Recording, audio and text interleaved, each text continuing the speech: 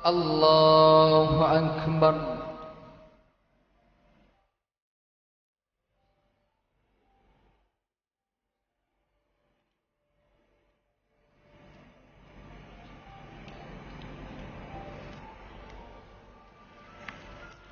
بسم الله الرحمن الرحيم. الحمد لله رب العالمين الرحمن الرحيم مالك يوم الدين إياك نعبد وإياك نستعين اهدنا الصراط المستقيم صراط الذين أنعمت عليهم غير المغضوب عليهم ولا الضالين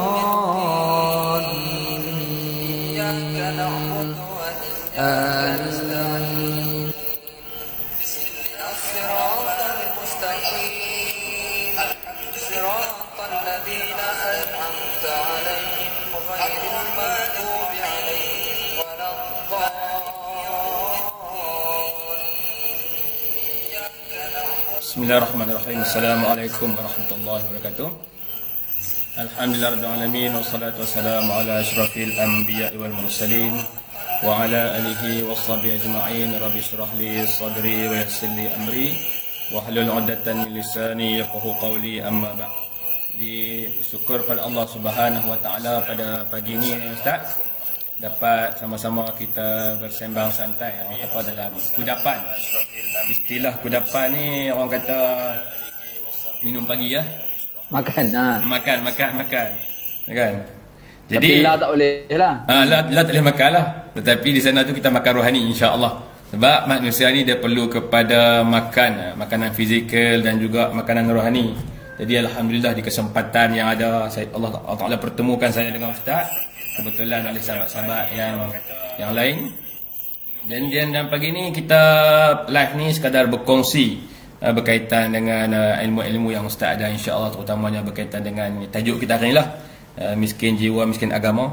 Dan kali pertama saya sembang dengan ustaz, kenal dalam Facebook dah lama kan, tapi yalah bila kita hanya boleh kata hari ini bertemu bersembang dan berkongsi pandangan, satu peluang untuk kita berukhuwah. Dan saya rasa rakan-rakan kita di Facebook pun turut bersama dengan kita pada pagi ini. Kalau boleh tolong share, kerana insya-Allah tuan-tuan pagi ini pun saya akan kongsikan dengan tuan-tuan satu lagi kes viral ustaz. Ni kes viral ni. Tadi Tuan Syekh Zakaria sebut dalam kami punya grup pengurusan ada satu masalah yang saya tulis. Tadi insya-Allah saya akan cuba kongsi. Jadi rakan-rakan di Facebook boleh kongsi dan klik share untuk kita mendengar taujihat mauizah daripada Ustaz Syarizan At-Turabi, mentor kepada imam muda, penceramah selebriti lah ustaz lah. Kita ni ustaz kampung lah kan. Tak sebut lah hak tu. Tak sebut kan.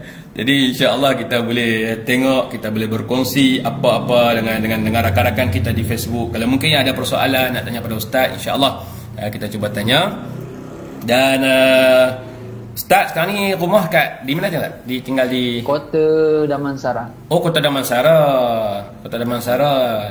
Kan asal? Allah. Asal Kuala Lumpur, asal KL. tapi keluarga asal semua Kelantan. Oh, Kelantan. Alhamdulillah. Mak ayah semua Kelantan, tapi mak ayah semua tak ada dah lah. Kota Damansara ni laluan saya ulang alik kerja dulu. Saya kerja di Damansara Damai. Dengan Ustaz Harun Makjoy. Rumah saya dekat PJ, jadi laluan tu lorong lalu kan. Sebelum masuk takat Kedah nah. Saya selepas di sana saya balik ke UM 2 tahun. Di UM dulu 2 tahun, kemudian baru saya balik saya masuk ke Zakat Kedah lah, dapat tawaran di Zakat Kedah. Dan sekarang ni alhamdulillah hampir 10 tahun dah. Dan dunia orang miskin ni dunia orang miskin ni dunia kami Ustaz. Kan? Allahu Akbar. Tapi Ustaz Faisal saya yakin bukan sekadar jumpa orang miskin nak. Bila kita duduk kat tempat zakat ni, kita boleh tengok orang kaya yang terus kaya, betul tak? Ya, betul Ustaz. Dan paling dahsyat Ustaz, sebab dia bayar zakat. Ustaz Ana selalu nak sebut kalau nak pergi ceramah. Orang kita ni kalau dia bayar zakat RM10, dia main pertikai, dia kata saya ni bayar zakat. Kenapa orang masih miskin? Dia bayar RM10, bayar RM50. Di Kedah Ustaz, ada orang boleh bayar zakat sebulan dekat RM70,000. Masya-Allah. Tahun depan berapa banyak dia bayar? Ustaz kira kalau seorang sebulan 70,000 dia bayar. Oh, seorang individu. Masya-Allah. Kan sebab Saya itulah pernah jumpa kes. Saya pernah jumpa kes yang dekat wilayah. Okey. Contoh tahun ni dia bayar contoh macam Ustaz kata tahun ni 70,000 sebulan. Ya.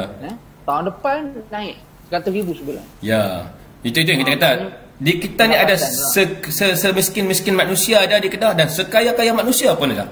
Lagi insya-Allah kita akan kongsikan dalam slot kita. Rakan-rakan di Facebook kita kalau boleh tolong share untuk ni kalau tuan-tuan rasa takut share nanti mungkin boleh delete lah. Masalah ni mungkin boleh share untuk kita kongsikan bagi kawan-kawan kita dengar perbincangan kita pada hari ni insya-Allah. Jadi Ustaz, untuk yang pertama tajuk kita pada hari ni berkaitan dengan miskin jiwa, miskin agama. Kalau kita sebut dalam kehidupan kita ni ialah sebahagian orang miskin. Semalam pun ada bual bicara bersama dengan Dr. Wan Amir Zal, kan. Rata-rata dalam kehidupan kita ni tak kisahlah orang miskin ke orang kaya ke. Kita nak mencari hakikat yang sebenar dalam kehidupan kita ni. Apa yang dimaksudkan dengan kaya? Dan kalau dah orang kaya ataupun orang miskin, adakah apa yang bila cakap miskin ni atau mungkin dia akan berhadapan berlawanan dengan kaya. Allah Ustaz, betul tak? Jadi bila sebut miskin jiwa, miskin agama ni satu benda yang kita rasa dia bersifat subjektif, penafsiran yang berbeza. Jadi mungkin Ustaz boleh kupas dan huraikan, kongsi dengan rakan-rakan Facebook kita ni apa yang dimaksudkan dengan miskin jiwa dan miskin agama, insya-Allah Ustaz. Assalamualaikum warahmatullahi wabarakatuh. Alhamdulillah wassalatu wassalamu ala Rasulillah wa ala alihi wa sahbihi wa man walah wa ba'd. Terima kasih kepada sahabat saya Ustaz Faisal Mustafa. Terima kasih banyak-banyak orang besar timbalan CEO tak ada Ustaz. Dakwah dan kutipan Lembaga Zakat Negeri Kedah, masya-Allah. Terima kasih banyak-banyak. Saya rasa bertuah sebab saya terlibat dengan Lembaga Zakat ni ada beberapa negeri lah. Kan, contoh di Selangor, dan keduanya PPZ wilayah, Pusat Zakat Wilayah.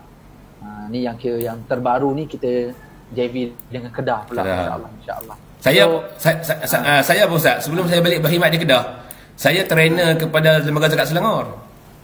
Oh, sempat. Masa saya berkhidmat di Fitrah Perkasa dulu. Okey. So memang Ustaz minat betul lah jumpa orang miskin ni. Takdir dan suratan. Dalam ditakdirkan suratan. Banyak yang kita boleh belajar. Ya, betul. Banyak kita boleh belajar jumpa orang miskin, belajar jumpa orang kaya. Ya, betul Ustaz. Okey.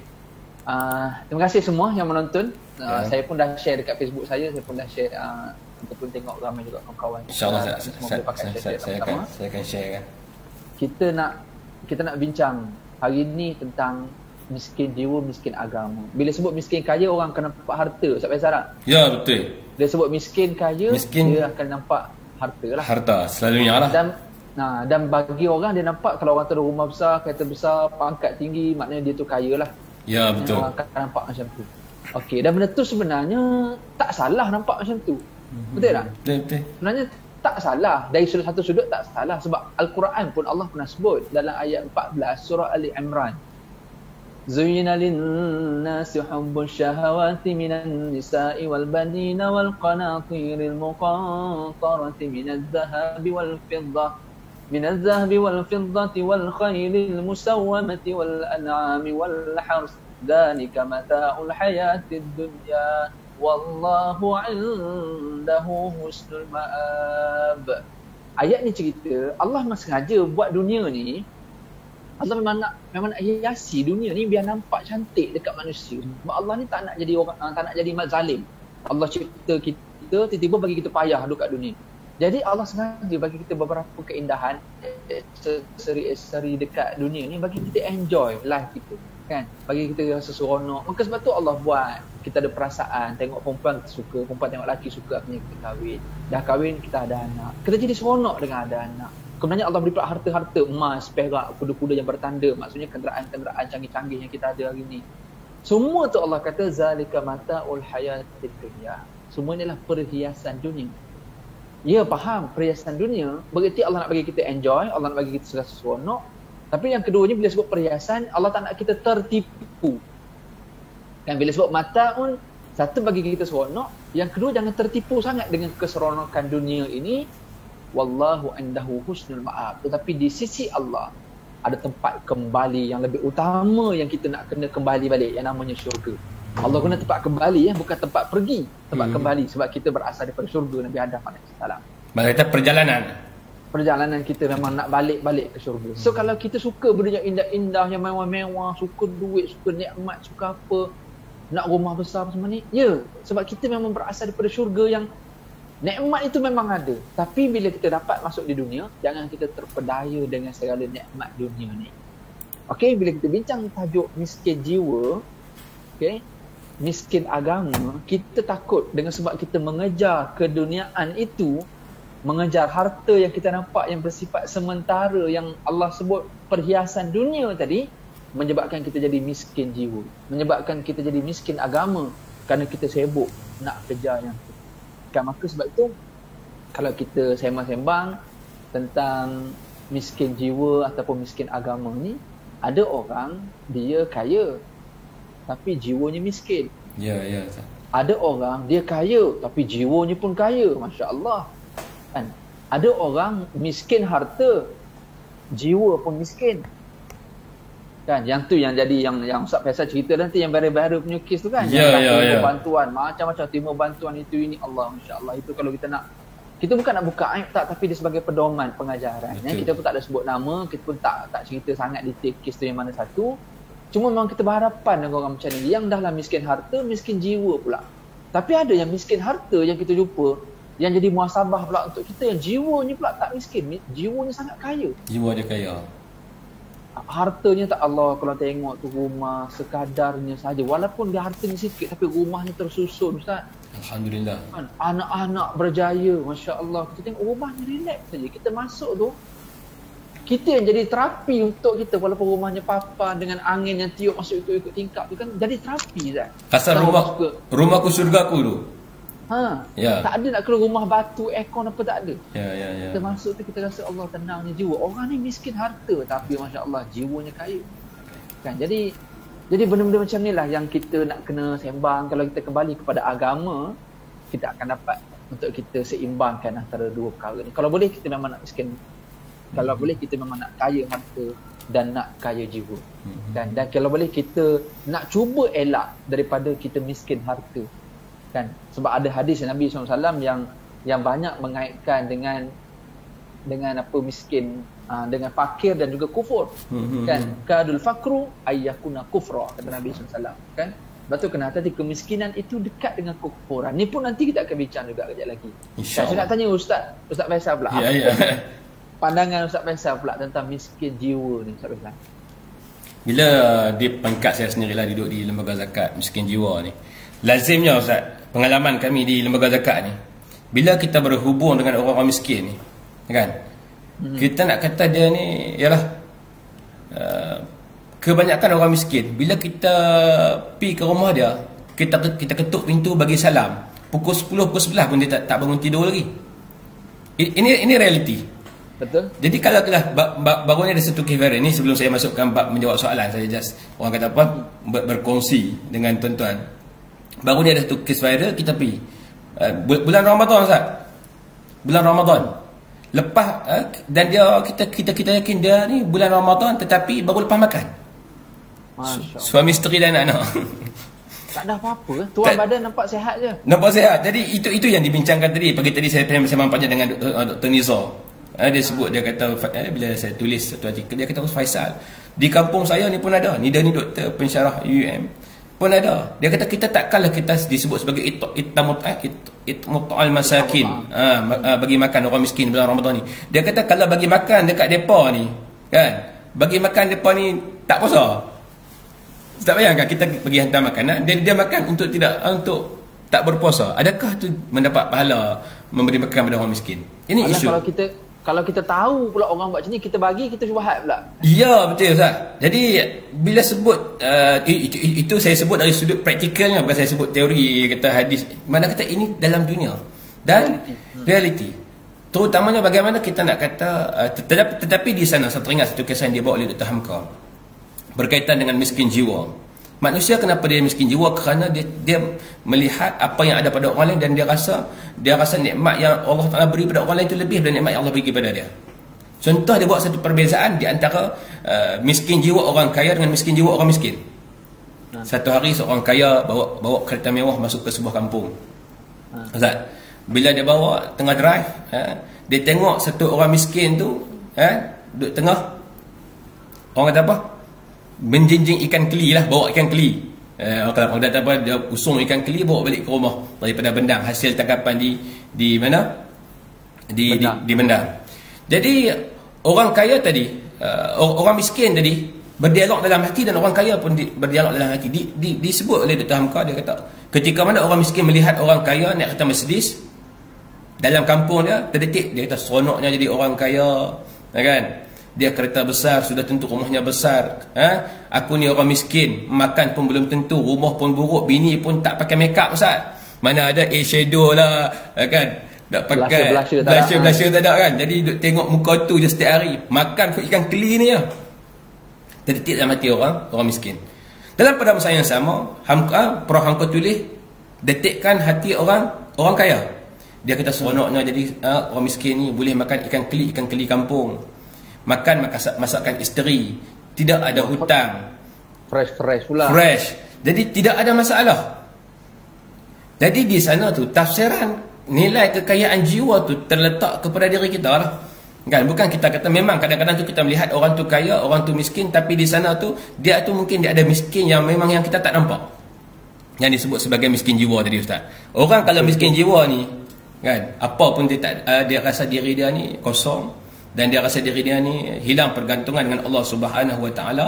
Dan di sana tu Ustaz, kalau dengan penonton kita sekalian pun, kita akan lahirlah penyakit yang lain kerana dia hilang pergantungan Allah Subhanahu Wa Taala. Pengalaman kami di zakat pun sama, Ustaz. Contoh, kalau Ustaz sebut kes-kes viral ni, boleh kita katakan kebanyakan kes viral, kita boleh tanya dia pun ni semayang ke tak, Ustaz? Itu soalan kita. Betul. Saya sangat setuju. Bila kita tanya sebab semayang pun, Ustaz, tu pun, Ustaz, orang salahkan Tok Imam masjid lagi. Kenapa Tok Imam tak pujuk pergi semayang? Saya teringat satu kata-kata pepatah, Ustaz. Kita boleh menarik kuda untuk masuk ke dalam air, kalau orang kata ayak, tetapi kita tak boleh paksa kuda minum air, kan? Manusia bukan kuda, Ustaz. Manusia bukan tanah liat yang kita boleh ambil tanah liat, kita boleh bentuk bagi elok ikut kehendak kita. Itu bukan semudah tu. Sebab itulah bila mana orang sebut tentang manusia, nak membentuk manusia, cikgu di sekolah dia lebih kenal anak murid dia. Bila orang kritik kata cikgu gagal mendidik pelajar, pensyarah lebih kenal pelajar dia sekiranya pelajar dia gagal.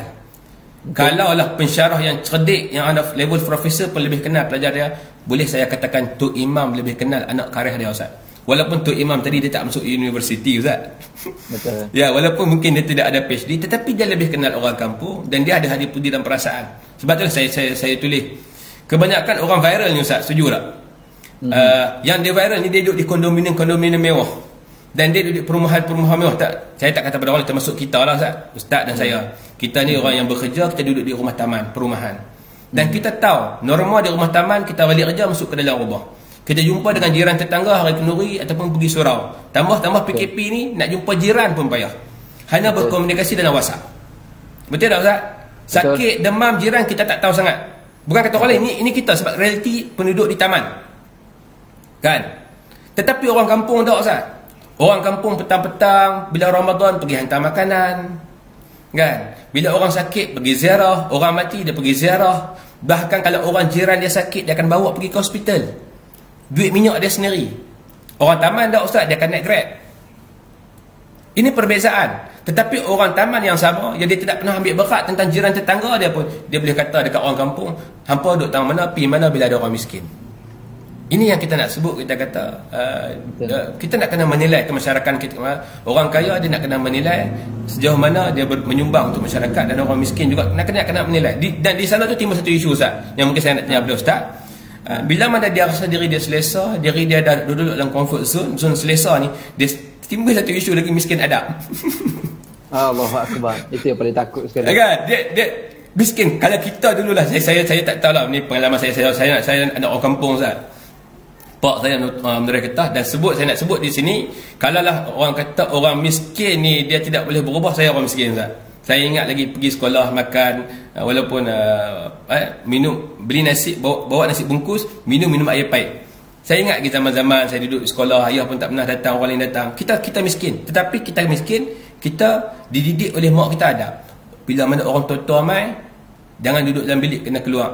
Tapi tak boleh duduk depan, kena duduk di dapur. Takut lagi, kan? Bila mak saudara datang, kena tak boleh duduk dalam bilik, nak kena salam. Bila raya, mak usung, ramai-ramai ni naik bah, kan? Pi rumah mak saudara, pi beraya. Makna kata di sana dididik dengan adab, kan? Tetapi hari ni Ustaz, generasi hari ni, generasi yang kita boleh katakan hilang adab. Di sana hilangnya kekayaan adab tu sendiri yang menyebabkan duduk dalam media sosial, Facebook, nak kata pada siapa boleh kata.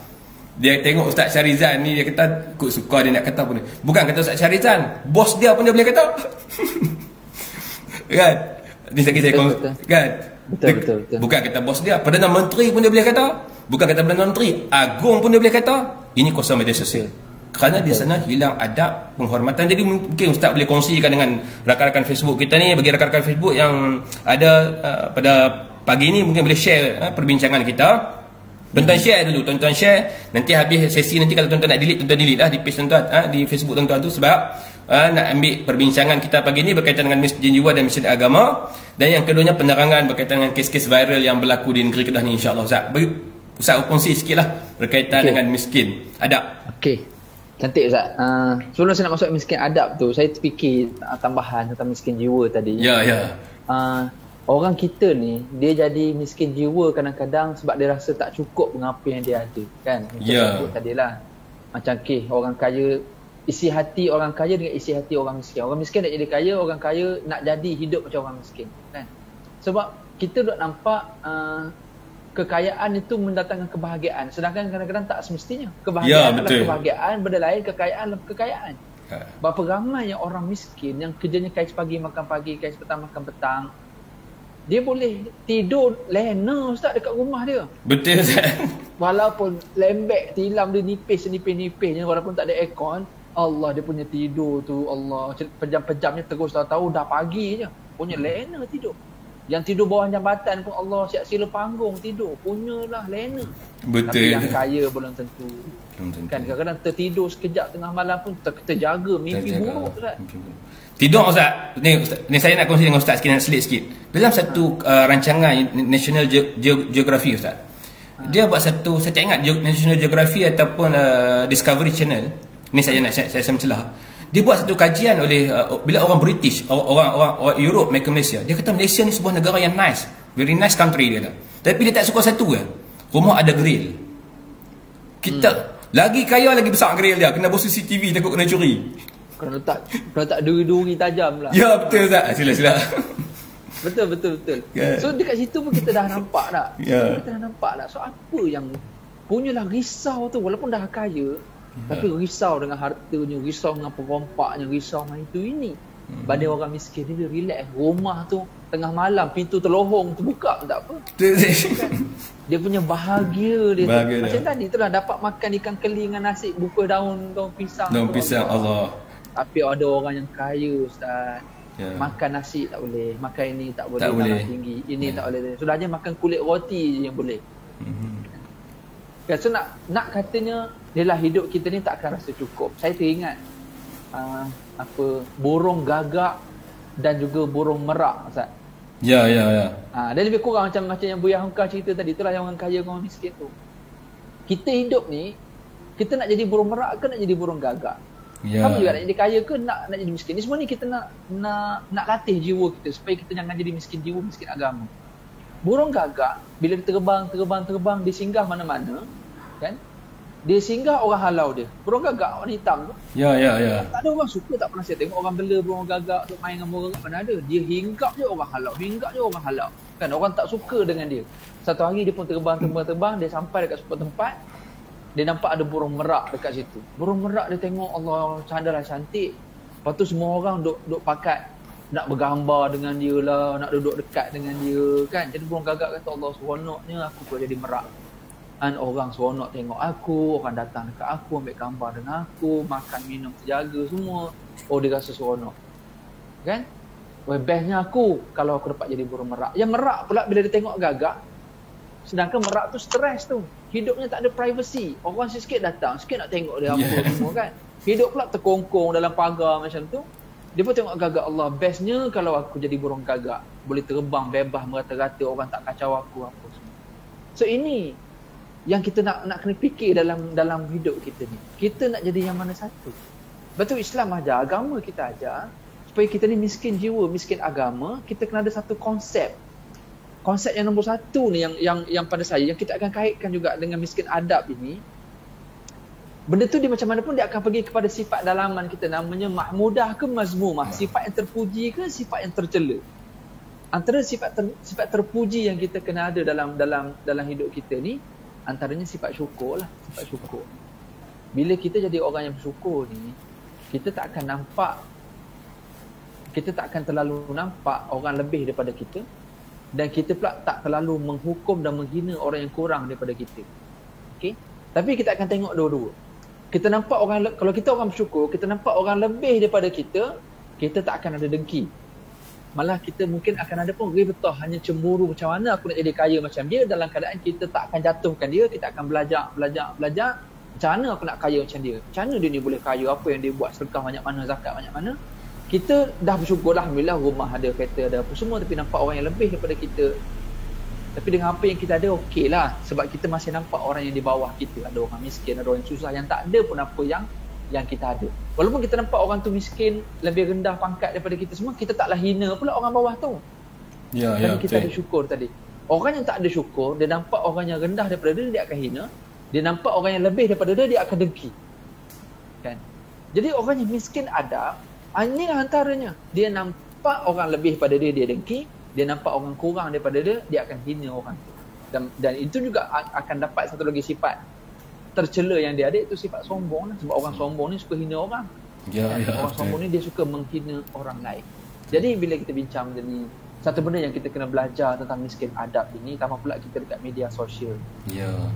Yang wallahu a'lam, kalaulah zaman dulu, zaman tak ada media sosial, itu pun banyak orang miskin adab. Betul. Bayangkan hari ni social media yang orang boleh berani cakap belakang, tak kenal pun siapa orang tu, malah yang create fake account lagi. Betul. Kan? Jadi ini satu cabaran lah kepada kita, even kita yang berdakwah pun cabaran juga kepada kita.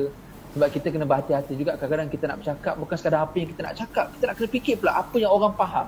Itu masalah tu, Ustaz. Dulu kita cakap je, orang faham tak faham, pandai-pandailah awak kaji, awak tak faham, sebenarnya awak punya masalah. Betul. Sebab hari ni orang yang bercakap tu lah nak kena fikir macam mana nak bagi yang faham.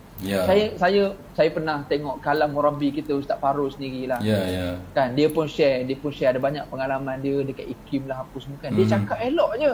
Tapi rupanya tak. Orang tanya soalan tu rupanya nak melagakan dengan situasi yang berlaku. Dia tak terfikir pun yang tu. Betul. Betul.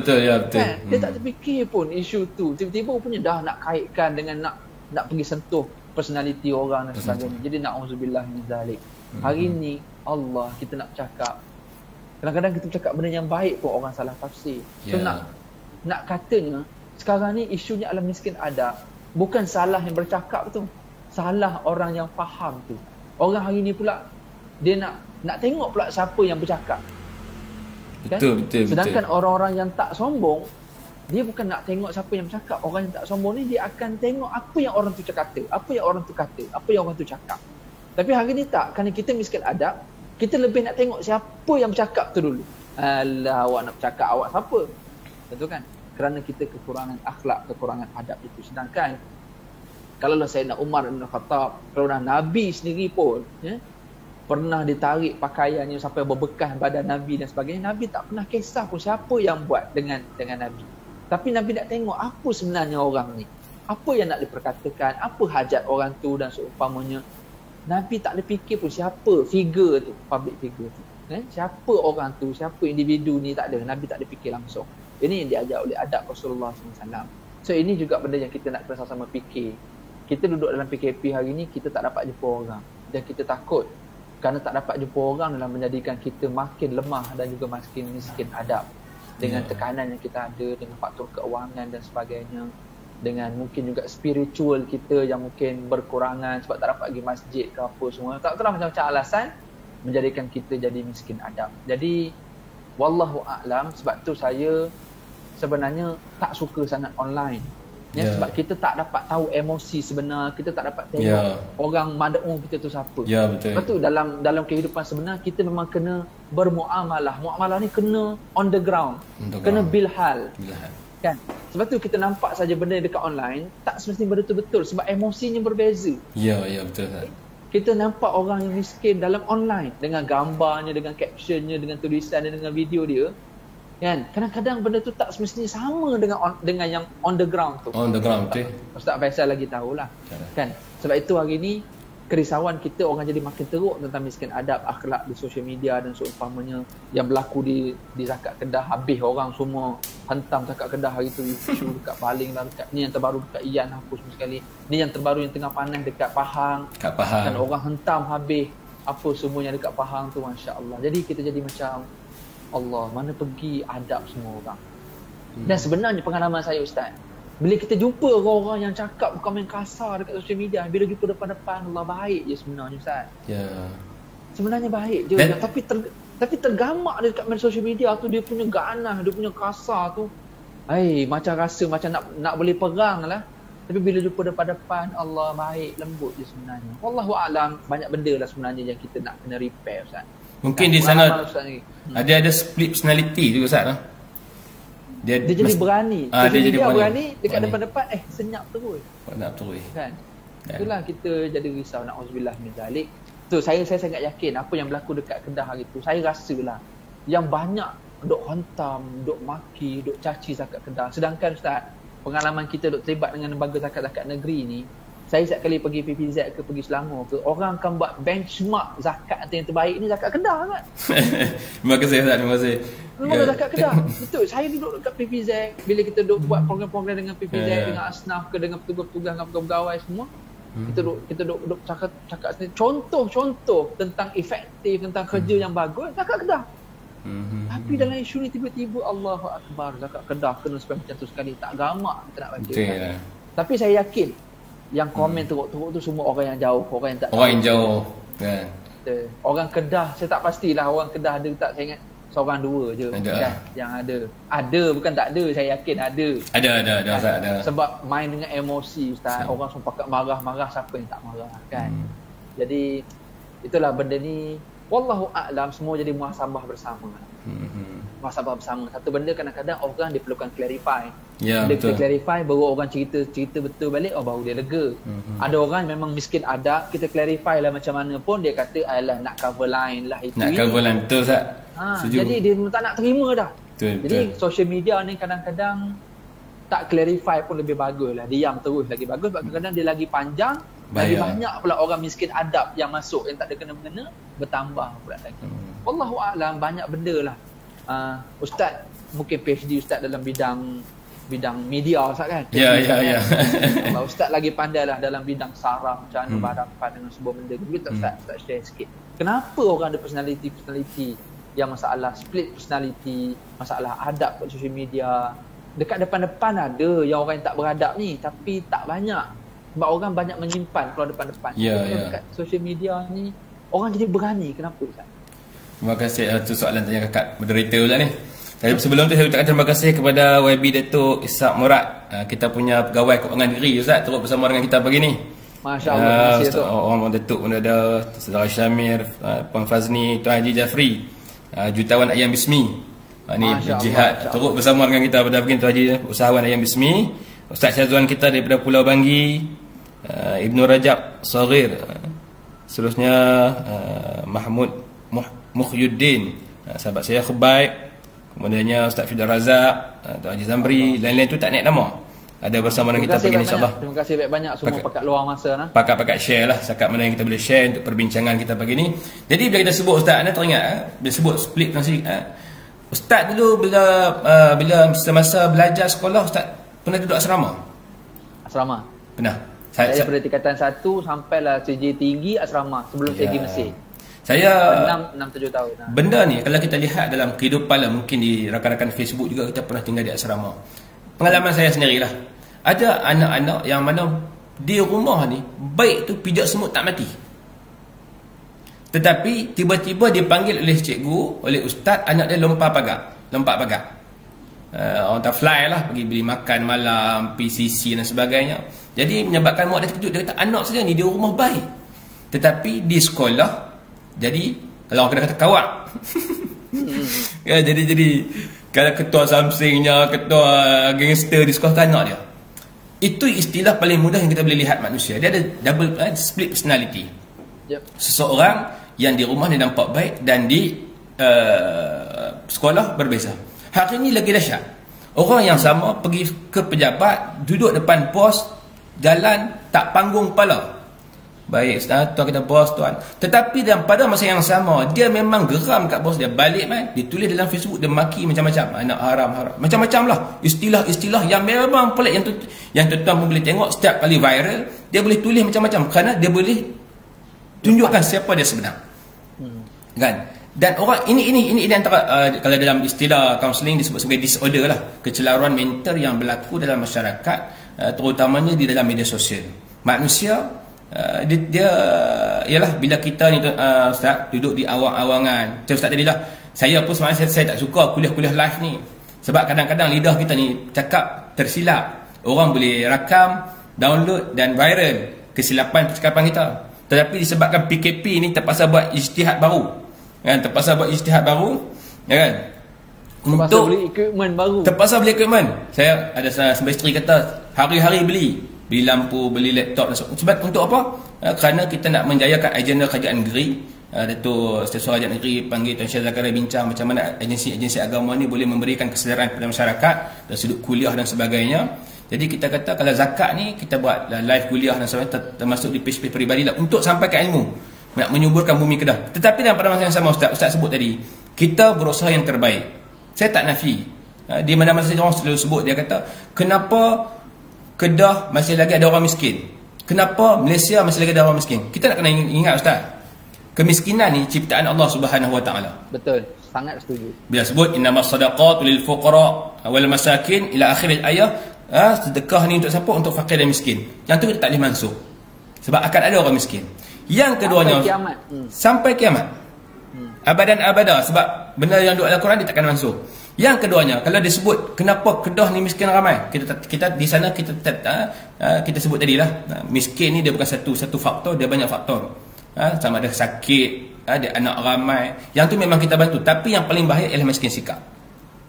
Dan kalau kita tengok data kemiskinan Ustaz, semalam dibentang oleh Dr. Amir Zal, Kedah bukan kata tinggi sangat, sekitar 900 miskin tegak, nak dibandingkan dengan negeri-negeri yang lain. Tetapi hari ini bila orang viral di Kedah, dia nampak buruk situ lah. Seperti mana saya selalu sebut Tun Dr. Mahathir, ketika kalau Ustaz baca dalam buku dia Dr. In House, saya satu buku yang saya suka baca, buku Tun Mahathir lah, sebab Tun Mahathir, sebab dalam kehidupan kita ni, untuk kita menjadi tokoh yang hebat, ni pesan untuk guru saya lah, kita mesti membaca pemikiran-pemikiran tokoh Nelson Mandela, Mahatma Gandhi, Tun Dr. Mahathir, Tok Guru Jadi, Tok Guru Ni Aziz.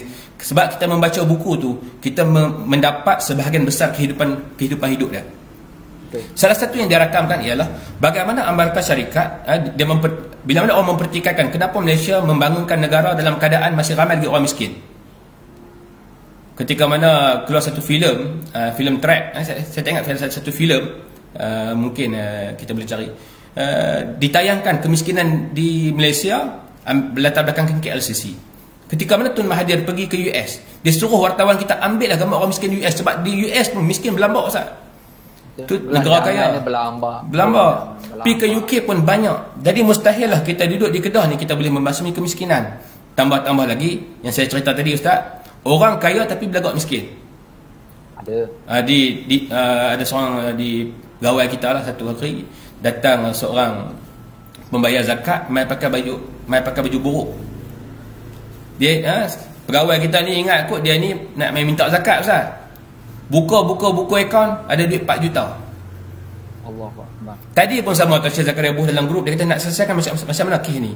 Dia ni ada benang berpuluh relung tapi rumah dia buruk. Orang akan viral kata dia miskin, orang akan tuduh pada zakat. Jadi di sana bila mana orang membuat keputusan berdasarkan kepada viral semata-mata, ini akan menyebabkan berlakunya kerosakan kepada masyarakat kita. Seperti mana kita kata, kalaulah gula tu ayat Malaysia ni prihatin Ustaz, prihatin ni bagus. Bagus. Disebut sebagai social capital, modal sosial. Suka tolong orang, bagi bantuan, ambil video, rakam, tunjuk pada orang. Ada orang tanya pula, cakap kenapa zakat tak buat benda yang sama, pergi bagi bantuan tunjuk. Ustaz, di sana ada teguran, saya tak ingat Syekh Fadli Murad dia bagi teguran, dia kata bila bagi bantuan kepada orang miskin jangan viral, kerana di sana terletak aib orang miskin.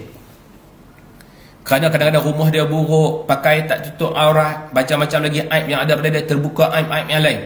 Dan saya selalu sebut, kalaulah kita viral, kita memberikan aiban pada dia, di sana kita takut. Kita duk baca Rabbighfirli warhamni wajburni, tutuplah keaiban kita ni.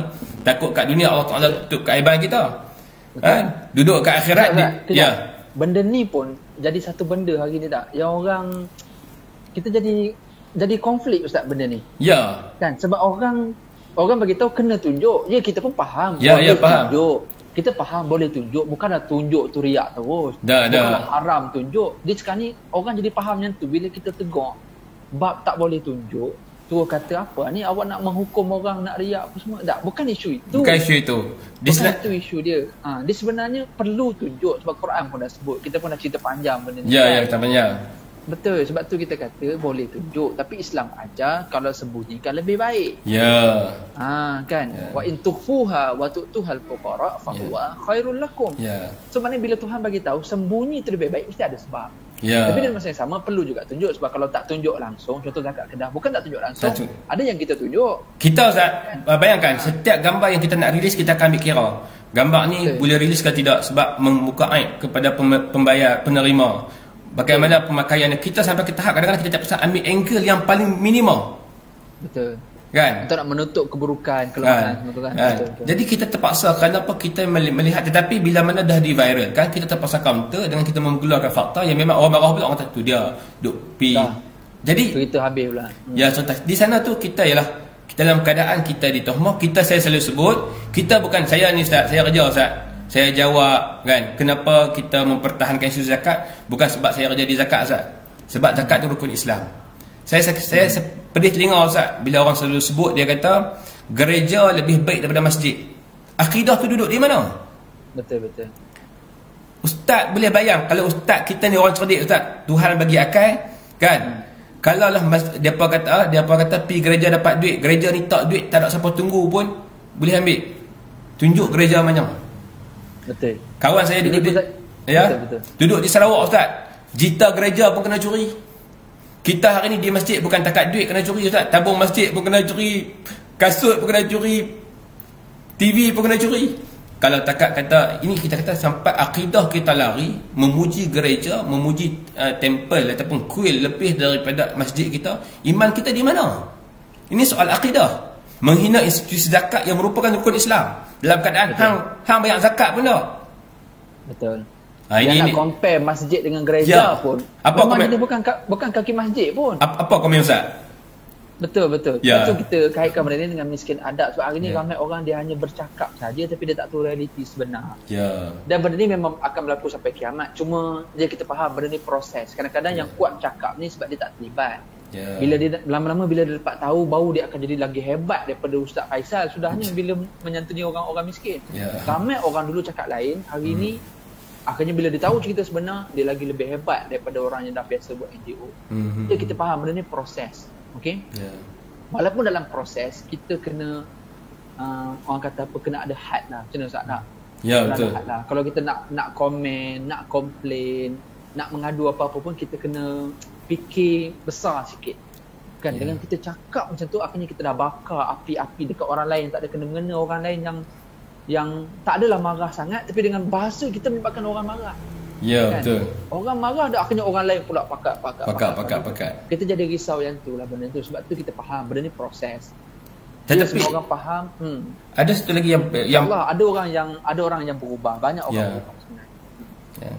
Ada nampak di sana tu, contohlah bila satu-satu perkara berlaku dalam masyarakat kita, terutamanya viral kemiskinan, kemudian ada para asatizah mungkin yang berbeza pandangan, ada pihak yang mengambil kesempatan. Apa komen Ustaz di sana tu, ambil video kerat buat untuk mempelagakan di sana tu, yang disebut sebagai batu api lah, untuk memanahkan lagi, semata-mata apa Ustaz, untuk mencari followers di YouTube. Na'udzubillah. Dan di YouTube tu, kerana apa? Kerana YouTube akan bayar dia bila dia ada followers. ada view tinggi. Apa hukum dia Ustaz? Dia buat fitnah, dengan fitnah tu dia dapat duit. Betul. Itu benda-benda yang kadang-kadang orang tak menilai. Sumber harta nak dapat mesti dapat dari jalan yang halal. Halal haram ni bergantung kepada mungkin asbab-asbab kaedah kita dapat. Dan kaedah nak dapat harta sekarang ni paling mudah Ustaz, dengan kita kata dapat paid ataupun kita YouTube bayar kita lah. Dengan kadang kita buat review, kita buat kontroversi dan sebagainya, sampai ke tahap kadang-kadang orang sanggup membuat benda yang bercanggah dengan agama semata-mata untuk mendapat bayaran. Dan itu yang dikatakan orang yang menjual beli agama Allah ni. Kalau dulu kita nak tengok dalam zaman Bala'am bin Ba'ura, dalam kisah surah Al-A'raf, dia menjual agama dia tu kerana dia nak wanita, kerana dia nak harta. Hari ni Ustaz, orang menjual agama dalam konteks lebih dahsyat lagi di media sosial lah. Nak dapat payment daripada YouTube.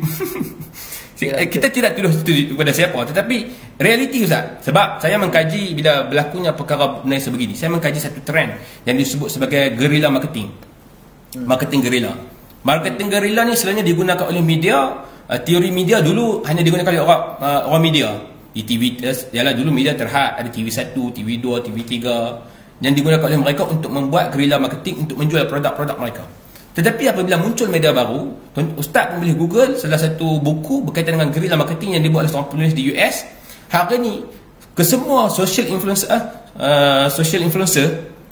yang orang kata apa, selebriti media sosial ni menggunakan teknik media guerrilla marketing dalam kehidupan mereka. Dan di sana kita pun boleh tahu bila mereka telajak kadang-kadang boleh membawa kepada penghinaan kepada agama. Itu yang lebih dahsyat lagi. Apa komen Ustaz, insya-Allah? Betul. Saya duk nampak selagi sistemnya macam tu, ya, selagi sistemnya asalkan view tinggi, lagi banyak view, lagi banyaklah duit masuk, maka orang akan buat apa saja Ustaz. Jangankan apa-apa bidang fitnah lah Ustaz. Bab cerita pasal hari kiamat, apa benda yang kontroversi lah Ustaz, yang orang suka tengok. Kan cipta, ambillah copy video sana, edit, ini tanda-tanda kiamat contoh. Bobo sound apa video apa benda semua, lagi banyak orang tengok. Walaupun sumber entah mana-mana, main suka hati bobo, lagi banyak. Jadi ini keberkatan pada rezeki pula lah. Apatah lagi yang ada kaitan pula dengan fitnah. Memang tak tahu cerita betul, pergi ambil nak melaga-lagakan orang pula, na'udzubillah min dzalik. So benda macam ni, selagi sistemnya macam tu, selagi sistemnya membenarkan, mana kontennya tak ada kawalan konten, kan? YouTube saya rasa belum buat lagi kawalan konten tu. Kalau media-media kita ni jelah kita ada Finas, kita ada apa kawalan konten dekat setiap stesen TV semua ada. So apa-apa bahan datanya nak masuk semua tu mesti ditapis dulu. Bahan tu mesti legit, bahan-bahan tu mesti betul kontennya semua. Tapi kalau di media sosial media bebas. Sebab baru ni pun sebab itulah Ustaz, bila kita sebut tentang kita berada dalam zaman teknologi Ustaz. Dan Perdana Menteri pun dah umumkan menjelang 2030 Malaysia akan bergerak kepada ekonomi digital. Bermakna kita bergerak kepada ke arah dunia digital. Dunia digital ni semua online lah. Sekarang ni akad nikah pun dah boleh online, kan? Tambah COVID nanti pun sampai ke tahap ijtihad kita sampai kuliah kita pun online Ustaz. Kan? Kita satu keadaan baginda Nabi SAW ketika di Isra' dan Mi'raj kan. Nabi nak naik nak sampai nak diperjalankan oleh Allah Subhanahu Wa Taala di Isra' kan, naik apa Ustaz? Naik Buraq. Buraq ni zaman tu, Buraq ni lambang teknologi yang canggih. Tak ada kecanggihan pengangkutan pada zaman tu yang lebih canggih melainkan Buraq. Mungkin dia punya kelajuan dia tu, kalau compare dengan kita hari ni tu mungkin jet pejuang lah. Nak abang kata canggih tak canggih tu. Tetapi Nabi SAW sebelum Nabi tunggang Buraq, Allah bagi pada Allah buat apa Ustaz? Cuci hati Nabi. Lambang pada kita, Nabi nak kontrol teknologi, nak pergi ambil, nak pergi jumpa dengan Allah Subhanahu Wa Taala pun hati dia kena bersih. Kita hari ni Ustaz, macam mana kita nak bagi bersih hati kita ni dalam keadaan handphone ni Ustaz, kita duk main seorang-seorang, siapa bukan tengok. Tuhan yang tengok kita. Konsep orang kata apa? Ihsan tu, anta'budallah ka'annaka tarahu fa in lam takun tarahu fa innahu yarak tu. Macam mana Ustaz nampak ni keperluan konsep ihsan? Kita bagaimana kita rasa Allah Subhanahu Wa Taala melihat kita ni, walaupun kita memang dalam kehidupan kita tak ada tengok Allah, tapi kita beribadat seolah-olah Allah Taala tengok kita ni, dengan keadaan kita nak mengawal sosial media yang kita ada pada hari ni Ustaz. Betul. Dalam kehidupan kita macam mana, betul, saya sangat setuju Ustaz Faisal cakap tadi. Sebab tu hidup kita ni 3 serangkai mesti jalan terus. Akidah, kan, fiqh, akidah, ibadah dengan akhlak. Kan?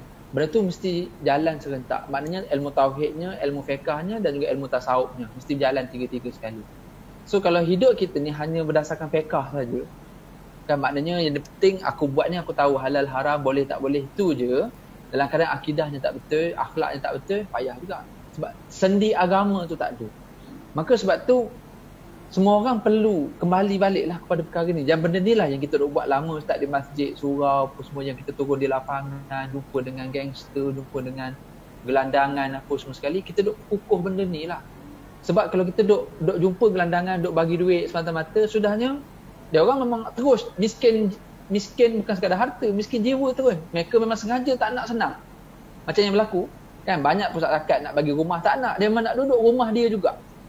Kan, dia memang nak duduk rumah buruk, sebab kalau dia dapat rumah baru, depan ni dia dah tak dapat dah bantuan. Ya, betul kan. Mana-mana negeri mengalami situasi yang sama. Dia sengaja tunjuk dia buruk, dia sengaja tunjuk dia susah. Malah dia dah cukup senang dah, kadang-kadang orang bagi macam-macam benda, bagi pula, dia jual pula barang-barang tu. Ya, ini realiti. Ini sangat-sangat realiti. Ini yang terbaru. Kementerian Wilayah buat gelandangan-gelandangan offer kerja, Ustaz. Ya. Kan? Gelandangan offer kerja. Kita berharap ini salah satu inisiatif. Bagus benda ni. Tapi kalau gelandangan itu sendiri tak memperbaiki dalaman hatinya, macam mana Nabi SAW dibersihkan hatinya, maka takut-takut dia akan merosakkan company yang menerima dia kerja. Ya, betul. Itu yang kita takut. Dan company pun saya rasa, na'udzubillah min zalik, ada beberapa company yang dah terpilih dengan Kementerian Wilayah yang memang kena terima gelandangan ni dalam sektor pekerjaan mereka. Tak tahulah jawatan apa, tapi sekarang ni dalam proses interview apa semua sekali, semua tu mengambil risiko, Ustaz. Ya. Kan, perlu training, perlu bagi betul-betul motivasi dan sebagainya supaya betul dalaman. Pengalaman. Bagi ke Pengalaman buat training, Ustaz, ada kaki tangan ni sampai ke tahap yang macam ni lah. Bos terpaksa pergi ke rumah ambil dengan kereta sebab dia tu kaki lena. Takkanlah sampai ke tahap yang macam tu untuk kita melayan mereka sampai ke tahap, tetapi dalam keadaan yang sama institusi-institusi ni ditahmah. Itu yang kita kena didik kepada masyarakat kita, Ustaz. Betul. Kan? Saya sangat-sangat setuju. Dan benda ni, yelah kita faham. Masyarakat memang siapa-siapa bila namanya kita manusia, kita hanya nak tengok apa yang nampak depan mata kita. Ya, betul. Yang nampak depan mata pun kadang-kadang kita boleh tersilap, apatah lagi yang kita beranggapan. Ya. Dalam Quran pun sebut inna ba'da zanna itsm. Ya. Kan? Janganlah kita duduk bersangka-sangka, kerana kebanyakan sangkaan itu adalah benda yang tak elok.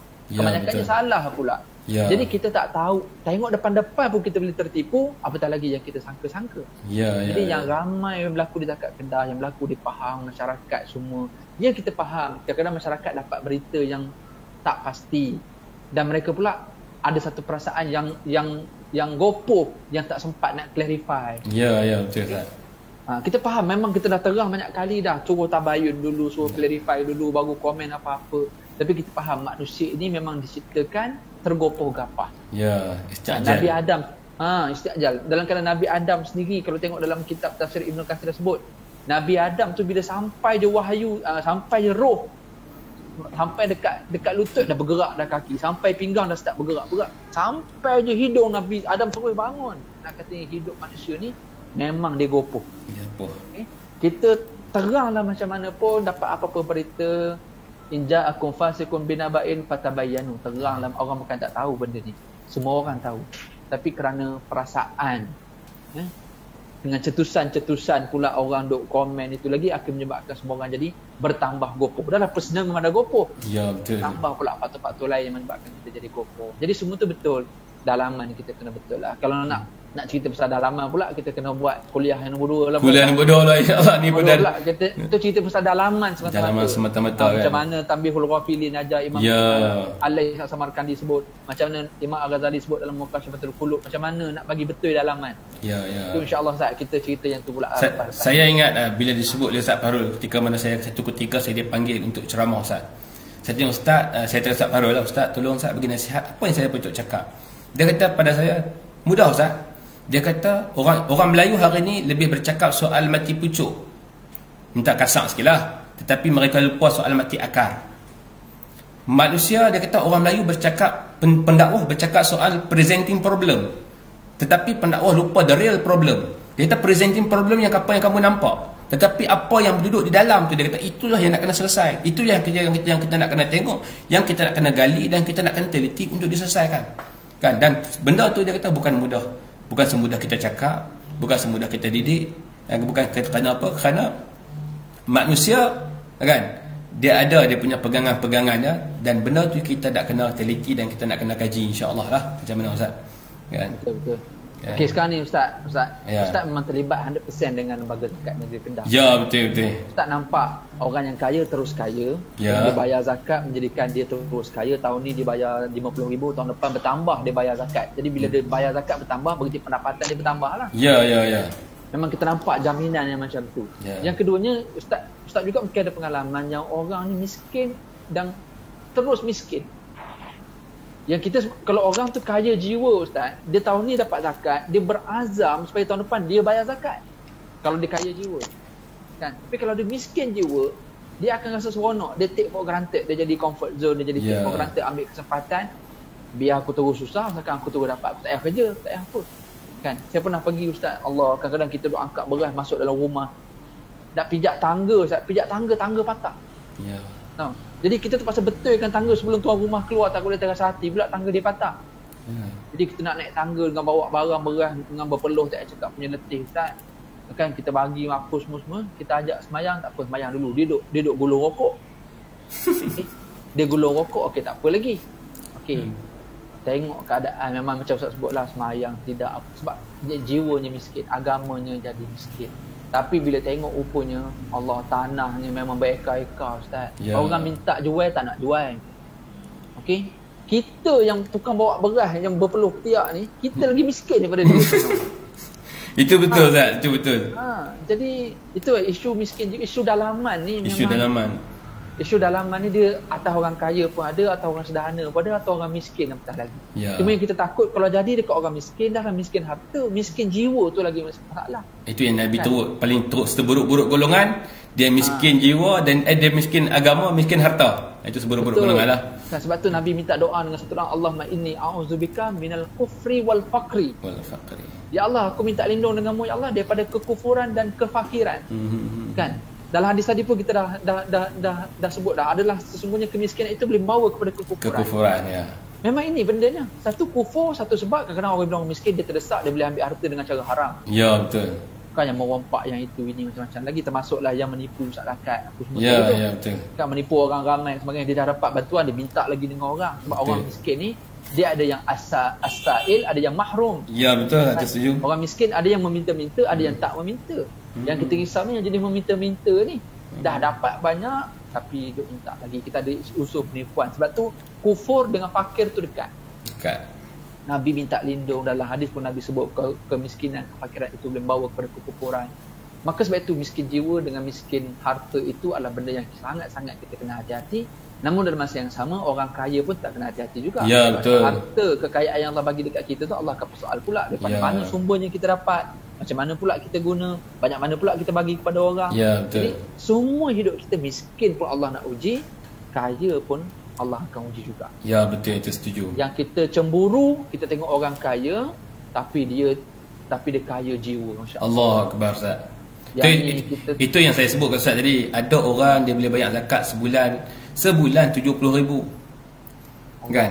Kita tak boleh imagine macam mana kepala otak kita ni dia boleh sanggup sampai tahap tu. Bukan semua, bukan mudah Ustaz. Betul. Bukan itu mudah. Zakat yang dia punya sedekah yang dia punya sedekah dia lain. Kan? Betul. Kan? Dan nampak tuan dia memang relax, tenang. Kan?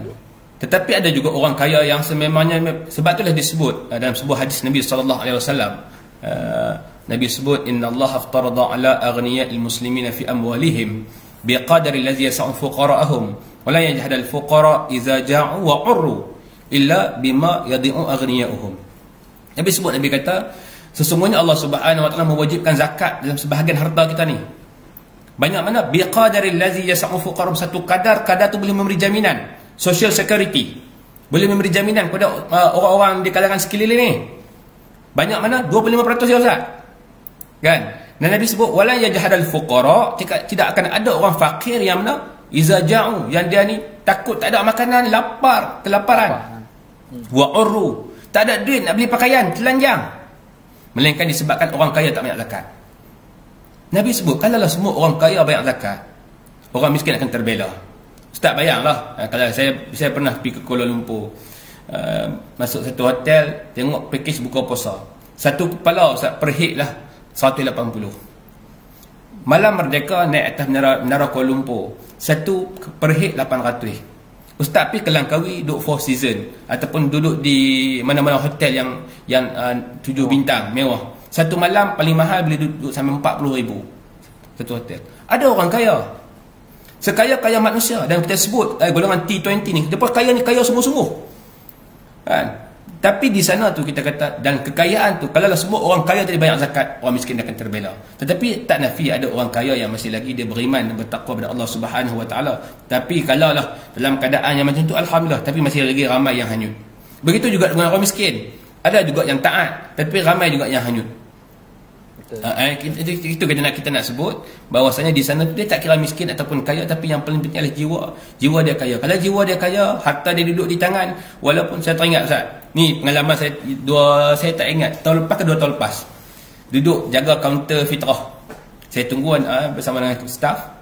Ada seorang pakcik ni main bayar zakat, nak mutu buruk Ustaz. Jadi dia bayar zakat, pakcik nak bayar berapa ni? Kita di Kedah kita ada 3 kadar sebelum ni Ustaz, RM7, RM14, RM21. Sama Selangor macam tu kan? Sama. Pakcik susah ni, dia bayar 21. Dia bayar 21. Saya kata pakcik ni betul ke 21? Dia kata bukan sebab, dia kata 21 ni sebab pakcik rasa nak bayar lebih dah. Pakcik ni kan boleh bagi sedekah banyak-banyak. Pakcik ni orang susah. Tiba-tiba mai sebuah kereta mewah kan? Kita ingat, kita perhati, bukan kita menghukum orang, tidak. Dia bayar RM7. Dia bayar RM7. Kita cerita ni sebab kita nak belajar. Kita nak belajar. Dia bayar RM7, satu pergi bayar 21. Saya duduk dengan kawan. Kita tak boleh ukur orang berdasarkan apa yang dia naik dia masa dia main. Tetapi di sana tu bagi pengajaran pada kami yang tunggu ni, walaupun pakcik ni dia mungkin dari sudut dia pun mengaku pada kami, bawa keluar duit Ustaz, ikat dengan getah RM1, tapi dia kata yalah, walaupun dia miskin, inilah dia kata masa dia nak menyumbang. Kita kata ya Allah, di sana tu mungkin ada perbezaan orang jiwa kaya agama. Nak compare dengan tak kira siapa lah. Kalau dia kaya, jiwa dia kaya, harta dia kaya, baik bagi dia, dan itu yang terbaik Ustaz. Itu yang terbaik. Sebab ada dalam ibadat kita nak kena ada ibadat kita, ibadat yang kena ada harta, zakat dengan haji. Orang miskin tak boleh buat, orang miskin tak boleh tunaikan zakat, orang miskin tak boleh tunaikan haji sebab dia miskin. Tapi orang kaya dia boleh buat kesebuah 5 rukun Islam kan? Tetapi di sana tu sikap tadilah yang kita sebut Ustaz kan? Macam mana pun dia akan kembali kepada dalaman kita lah. Ya, dia akan kembali kepada dalaman kita. Dia miskin harta asalkan kaya jiwa, biarlah kaya harta dan juga kaya jiwa. Bukan kita nak sebut kata orang miskin tu kena tetap miskin, tak. Kita berusaha untuk keluar. Dan di sana kita yakin dia akan berusaha dengan keadaan ialah miskin ni ada banyak sebab Ustaz. Yang pertama, miskin sebabkan faktor fizikal, dia lahir cacat, dia tidak ada kemampuan, jadi dia miskin. Yang keduanya, dia miskin disebabkan sakit. Ni pun dia tak boleh keluar dari kemiskinan. Sebagai contoh di Kedah lah, ada satu keluarga ni semua kena dialisis. Anak, ayah, bayangkan satu family kena dialisis. Sudah tentu dia akan duduk dalam kemiskinan. Yang ketiganya, dia miskin sebab anak ramai kan? Bila anak-anak dia dah berjaya, dia akan duduk miskin. Dan yang keempat ni yang payah, miskin sebabkan dengan malas dan dadah. Ini yang berbahaya. Sebab tu nanti ini yang paling bahaya. Yang inilah yang nak jadi kes viral dalam grup ni. Sebahagian besar lah kan? Betul. Kan? Kita pun sedih tak bila kita pergi bagi bantuan duit. Mak ni bagi pada anak duit zakat tu untuk beli dadah. Isteri bagi pada suami, tok bagi kepada cucu untuk beli dadah. Ini realiti Ustaz. Betul. Ini realiti. Benar, bukan rekaan. Bukan rekaan. Orang kata kenapa tak pergi tangkap cucu dia tu? Polis tak larat tangkap lah. Masuk keluar. Istilah Kedah-Kedah. Masuk keluar lah. Orang boleh menghukum masyarakat. Kenapa tak pergi santuni? Dia kata jenuh kami nak santuni kalau orang macam ni. Kan? Ini susah. Ini ada satu soalan Ustaz daripada Cikgu Asmin kita. Ustaz, bagaimana cara yang terbaik untuk saya seorang guru nak bantu keluarga anak-anak murid saya yang miskin? Susah malah juga, miskin jiwa juga. Ni nak bantu macam mana Ustaz? Jadi Ustaz Faisal yang kena jawab. Ni semua jawapan kita dah cerita tadi. Saya tak boleh nak jawab Ustaz. Saya nak kongsi satu di sekolah Bukit Jenun. Kak Asmin bersama dengan rakan-rakan Facebook, satu di sekolah Bukit Jenun Ustaz. Kes viral satu rumah yang mana tak tahu pasangan ni kahwin ke tidak, ada anak. Bila viral sampai ke Putrajaya, KPM bagi tunjuk sebab kepada JPN, bukan tunjuk sebab lah, lebih kurang tanya pertanyaan kepada JPN tanya PPD, PTPD tanya sekolah di sekolah Bukit Jenun kan. Cikgu ni, kebetulan pula cikgu di sekolah tu kawan, kaunselor dia, Ustaz Cikgu Helmi. Dia kata, Ustaz, dia kata, Faisal, Abang Mi ni dah pi dah cikgu-cikgu ni, anak-anak dia main sekolah, cikgu-cikgu pi ambil. Pi ambil pagi-pagi Ustaz di rumah. Di rumah juga Ustaz, apa yang jadi, cikgu-cikgu pi cuci esok kotak balik. Jadi nak buat apa ni? Takkan cikgu-cikgu nak jadi hamba tu, imam nak jadi hamba ni. Ini realiti. Orang kata pula, dia kata cikgu-cikgu kaunselor ada tak terlatih, tak ada kemahiran nak pergi bisik, nak pergi cakap. Kita pun tak tahulah kan, takat mana kemahiran yang kita nak kena. Datang ni mungkin pengalaman ustaz juga boleh kami. Betul. Ada sebahagian memang dah surrender. Betul, memang betul. Yang penting kita usaha sekadar yang kita mampu lah. Ya. Kan sahabat saya Dr. Faisal ni universiti punya cerita, bukan sekolah kan, universiti. Dr. Faisal Hamid. Universiti pun Dr. Faisal Hamid. Kan dia buat projek lunch untuk student. Ya, betul. Kan student kita berapa ramai yang memang susah, tak datang penuh daripada keluarga susah. Ya. Kan yang itu yang viral, seorang pelajar PhD tapi tengok balik rumah kampung Allah kami teruk. Ya. Tapi nak katanya memang ada orang yang susah, tapi tak semuanya yang miskin jiwa. Ramainya yang susah akhirnya dia akan improve diri dia. Supaya dia pula lepas ni boleh tolong orang. Banyak kami jumpa ramai yang susah. Sebab dia fikir ada orang lagi susah daripada dia. Dia tak ambil kesempatan terhadap bantuan yang dia dapat. Betul. Malah dia berterima kasih pula bila orang bagi apa-apa, terima kasih. Ini tak siap demand lagi, bila orang bagi dia demand pula. Nak yang benda lain, asyik benda ni je apa. So macam-macam orang. So benda macam ni, benda yang akan berlaku sampai kiamat. Tinggal lagi kita yang membantu ni, kita bantu sekadar yang kita mampu. Sebab tu benda ni dia mesti holistik. Orang ni buat, orang ni tak larat, orang ni buat pula. Orang ni buat. Saya teringat yang hari ni saya belajar dengan Tuan Syed Zakaria. Tuan Syed Zakaria antara orang yang mana boleh dikatakan mentor lah kepada kami ni. Bila ada satu isu, dia akan fine tune pemikiran kami. Satu isu bila mana orang komplain, contoh kita komplain bantuan, kita komplain, dia kata, Faisal, kalau dia tu komplain, tak kisahlah apa-apa yang kita buat dan sebagainya, yang kita bagi manfaat pada dia, tiba-tiba dia komplain. Bermaksudnya ada apa? Sebab dia mampu lah. Kalau dia tak mampu, dia akan menghargai apa yang kita bagi. Contohlah ustaz dah beli barang, hantar di rumah, dia bagi makan, dia komplain, dia kata bagi banyak ni lah. Kenapa tak bagi 3 bungkus? Dia kata takkan hari-hari lok ayam goreng, kenapa tak bagi sotong goreng tepung? Kenapa? Kerana dia mampu. Tetapi menyebabkan dia ini mungkin Ustaz boleh komen sikit lah benda tu kan. Betul. Macam mana pun, yelah, macam mana pun betul lah yang kita duk bincang. Tajuk utama kita Ustaz bukan masalah isu harta kaya. Betul. Kita duk bincang sekarang ni jiwa. Kalau tidak bentuk jiwa, tak perbaiki jiwa, akan berlaku terus lah. Yang iman macam ni, tak bersyukur, tak ada sifat qanaah, apa benda semua. Tapi sensitif Ustaz kalau kita kata tak bersyukur, nanti orang marah pada kita. Betul. Orang akan hantam, dia kata dia ni mudah nak cakap, senang kata, tapi itulah realiti. Betul. Seperti yang saya cakap pun bukan kerana kita nak cakap sebab tak. orang, bukan bila min zalik. Kita tetap akan bantu dan kita tak akan serik sebab kita tahu dengan kita bantu orang ni, Allah bantu kita. Sebab itulah ketika mana kita mengaji kitab Ihya Ulumuddin, Bidayatul Hidayah, Minhajul Abidin, kadang-kadang bila kita berceramah Ustaz, dia berbahaya juga. Sebab apa? Bila kita ceramah, orang rakam. Bila orang rakam, orang cut, orang cut, kita tuduh kat ustaz tu macam tu, tuduh kat kawan tu macam tu, tak. Tetapi sifat tu ditunjuk oleh Imam Ghazali, itulah sifat manusia, tabi'i manusia. Hak kita cakap ni tabi'i, sifat manusia yang memang dijadikan oleh Allah Subhanahu Wa Taala. Sebab itulah kita kata bila kita baca Quran, kita duk tengok macam Tuhan kata kat aku bukan Tuhan kata kat kita, tapi tu perangai kita, perangai manusia. Dan kita, kalau kita yang bercakap ni pun, kita bercakap bukan atas dasar nak tunjuk kita bagus daripada orang. Kan? Kita tak pernah buat salah, tak. Kita lagi banyak dosa. Kita buat dosa. Malah kita respect orang-orang lain yang boleh buat lebih baik daripada kita. Jadi apa yang kita cakap ni pun untuk kita belajar, supaya takkan aku cakap aku tak buat. Betul. Jadi kita pun kena jujur, kena amanah dengan apa yang kita sampaikan. Dan itulah yang akan bantu kita juga sebenarnya. Sebab kita kenal sangat orang yang menipu dalam cakap ni, hidupnya tak betul. Kan? Kita jumpa ramai orang yang dia sekadar boleh cakap, tapi punya orang tahu lain kehidupan. Dan kita kenal. Jadi kita tak nak jadi macam tu. Isteri lebih kenal Ustaz. Isteri lebih kenal. Kalau kita nak kenal, contohlah orang nak kenal Faisal siapa, Ustaz Syarizan siapa, pergi tanya bini. Dia kata kaki tu nak percaya 2-3 suku lah. Kan? Kawan-kawan pun belum tentu lagi.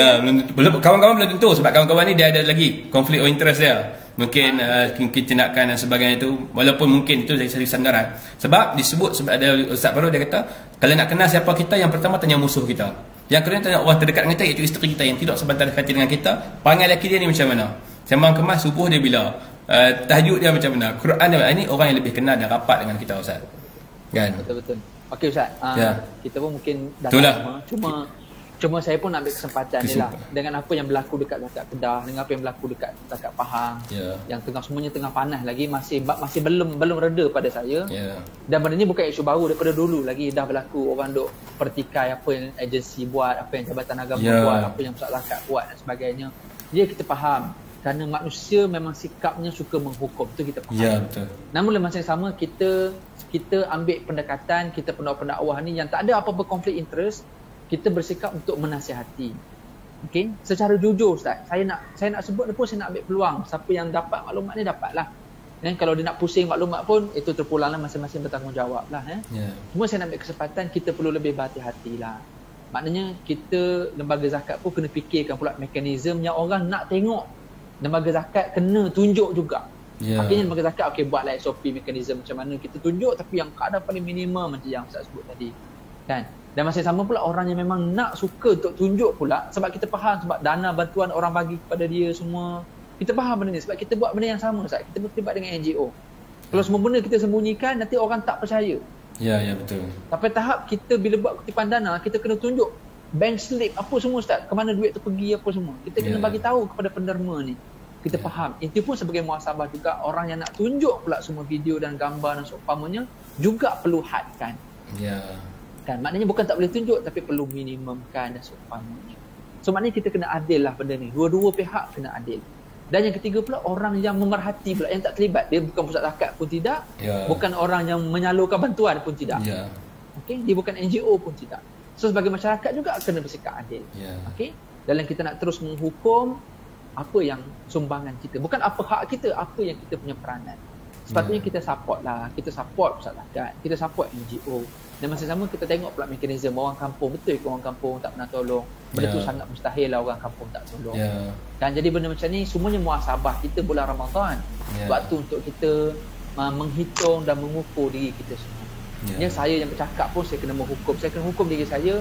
Lepas ni aku nak bercakap, bukan sebab benda aku boleh cakap, sebab orang mungkin akan salah faham. Bukan orang tipu cerita, yang tipu cerita satu hal, yang pusing cerita satu hal, yang tak faham, yang termakan dengan pusing cerita pun satu hal juga. Jadi kita pun nak kena fikir balik. Oh yalah. Jadi banyak benda lah kita semua bermuhasabah, dan antara benda yang kita nak kena muhasabah juga adalah tentang apa peranan kita, bukan apa hak kita. Okey, apa peranan. Bila kita tengok orang susah, ya kita tahu ada pusat zakat, ya kita tahu ada NGO buat bantuan, tapi kita ni apa aku dah buat? Okey, pusat zakat dah buat, NGO dah buat, lagi aku. Aku buat apa pula? Bukan aku asyik fikir apa pusat zakat buat, apa yang NGO buat. Asal orang masih susah lagi.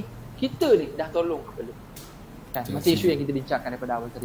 So semua orang kena sama-sama bermuhasabah. Semua orang ambil peluang Ramadan, PKP duduk kat rumah ni, kita bermunajat kepada Allah ni. Tak lama dah kita nak masuk 10 akhir Ramadan. Lagilah kita kena banyak menghitung diri kita semua. Saya pun bermuhasabah. Saya akhirnya dapat kenal lebih banyak netizen atau masyarakat dekat luar. Saya pun boleh kenal Ustaz. Betul. So kita sama-sama kita tengoklah mana yang memang berniat jahat, mudah-mudahan Allah berikan hidayah pada mereka. Memang betul-betul ada niat jahat, memang sengaja manipulasi cerita kerana demi keuntungan dunianya, dia nak supaya rating dia makin tinggi dekat YouTube dan sebagainya. Jadi dia create, dia copy paste, dia tambah biar orang makin ramai tengok, biarlah orang maki ke apa lantak lah. Yang penting view tinggi, aku nak dapat duit. Itu harapnya Allah beri hidayah, dan semoga Allah berikan keberkatan dalam kehidupannya supaya dia dapat rezeki yang lebih baik. Jangan dengan cara yang salah macam tu. Dan masa yang sama, kita yang cuba untuk dapat cari rezeki dengan cara yang halal ni pun, harapnya Allah bantu kita lah. Ustaz kerja di lembaga zakat, saya bekerja sendiri sebagainya. Harap semua rezeki yang kita terima ni pun Allah bantu kita supaya rezeki kita semua dalam keadaan yang halal, yang berkat, yang bertambah banyak. Kita nak jadi orang kaya sebab kita cemburu tengok orang kaya yang kaya jiwa. Kan yang kaya jiwa, dia bak sedekah tak masalah, bagi. Ni Ramadan lagilah macam apa, angin yang bertiup. Nabi SAW kan nak kata, punyalah pemurahnya. Jadi kita pun jadi cemburu tengok orang macam tu. Jadi dengan rezeki kemampuan yang kita ada, kita pun cuba belajar juga untuk buat macam tu. Dan setakat kita belajar ni, Tak pernahlah pula kita jadi susah, jadi miskin dengan sebab keluar sedekah banyak. Tak Ya, pernah. betul. Yang kita nampak, lagi banyak kita keluar, lagi banyak kita dapat. Lagi banyak kita keluar, lagi bahagia, lagi tenang hidup kita. InsyaAllah. Mudah-mudahan insya-Allah macam itulah. Kita cubalah.